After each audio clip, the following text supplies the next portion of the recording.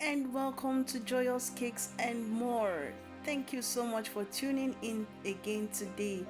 So this is my chrome coated cake, and I'm applying or I'm using skewers instead of dowels because the cake is not going far. If your cake is going far or the road is extremely rough, it is important that you use dowels instead of skewers because dowels are they are much more stronger than skewers and can hold any kind of pressure. Or if you're doing like 2 to 3 layers, even if it's not going far, it is important that you should use dowels. Okay, so next is I'm putting the upper cake tier, and before then I applied my board, my homemade board, and also applied some glucose around it so that it will hold the cake very well. That way the cake, the upper tier will not be shifting, or just be shifting as you're making it. So that is why I had to add that glucose. You can use royal icing, you can also use your buttercream for it. Now next is I'm applying the second layer, the second and final layer. To do this I need hot water. Now hot water is, it helps you to quickly spread the buttercream around the cake.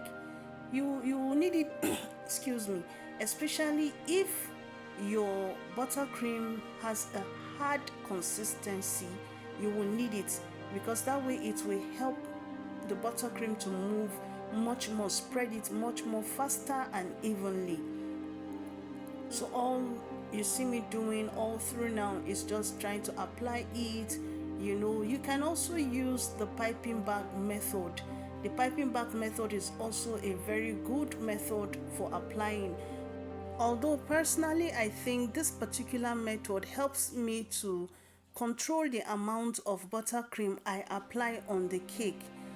Compared to when I use the piping bag, I sometimes realize that there will be too much buttercream I'll end up applying. So I don't know for you, what particular method do you prefer? Do you prefer to apply it like this, or you prefer to use the piping bag? I want to know. Can we chat in the comment section?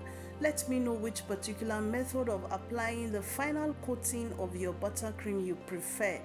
Piping bag gang, or a piping bag team, or direct application team. Abby? Alright, so let's moving forward here.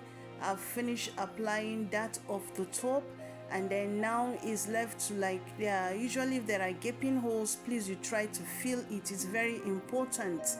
Now next is I used my cake comb, the sharp side, to smoothen my cake. If you want to create a cake comb effect, now is the best time to try it. Now is the best time to do it. So you just start using the particular pattern you want. Not that after you've smoothened it before you get your cake comb pattern to use. Always start applying it just from the start.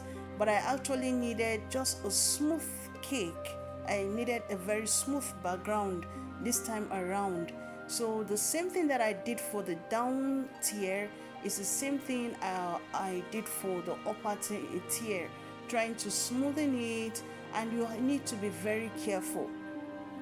Now you see why I did not apply buttercream on the base of the, should I say, base of the upper tier, like this very particular place that I am applying buttercream now. I was thinking that if I should apply buttercream there before scraping or smoothing the top, it's going to smear, or, like, should I say, scatter the base. So what I just decided was that, okay, let me scrape up first before I apply the base of the upper tier. And then you can see I've moved forward. I'm trying to smoothen, I'm trying to just make it shine. And I just loved the way it was looking. I loved how smooth. I loved how smooth. When you're scraping intermittently once in a while, you can dip your cake comb into the hot water. It will give it a much more smoother and sharper look. But be careful, please. When you apply it with water, when you use your cake comb with water, it will make it to be wet, too wet. And sincerely, we don't want that. This is buttercream. So here I'm working on the sharp edge. You can choose to leave the edges rough, but this particular time I decided to just remove the sharp edge, remove the rough edges and leave a sharp edge. Please pardon my I like my voiceover. I did this voiceover like, I don't know, like up to 10 times. Each one I was not just satisfied with it. Now this time around I'm applying my ribbon. It was a simple design, of course, and as usual I was doing this cake. It was late at night, so please pardon, it's not that bright, the brightness. Please, I plead with you, just pardon my not using a very natural light. I had to hang this light at the top up there so that I'll be able to see. So pardon all the shadows you are seeing. And next is I applied the one down, the ribbon down. I just loved how it looked. Can you see? I touched that buttercream and it didn't stick to my hand. It was already drying off already. And this was around, should I say 4 a.m. or 4:30 a.m. or so. I decided to just emboss it a little, add some effects on it, and here it was. Very simple. Now, while this is going, I must never fail once again to say thank you to my returning subscribers. Thank you so much. Thank you so much. Thank you so much for always coming back to watch my videos. Thank you for sharing my videos. Thank you for liking. Thank you for engaging on my videos. It means a lot to me. I sincerely appreciate. I also want to welcome and appreciate my new subscribers. Thank you for subscribing. Thank you for your wonderful comments. I sincerely appreciate you. I really do. Thank you so much. God bless you all. At this point, I applied my flowers. It was just a simple design, just some flowers, some false balls, and also the cake topper. And at this point, I was just applying some gold leaves. At the end of the day, I was kind of thinking, I shouldn't have put these gold leaves.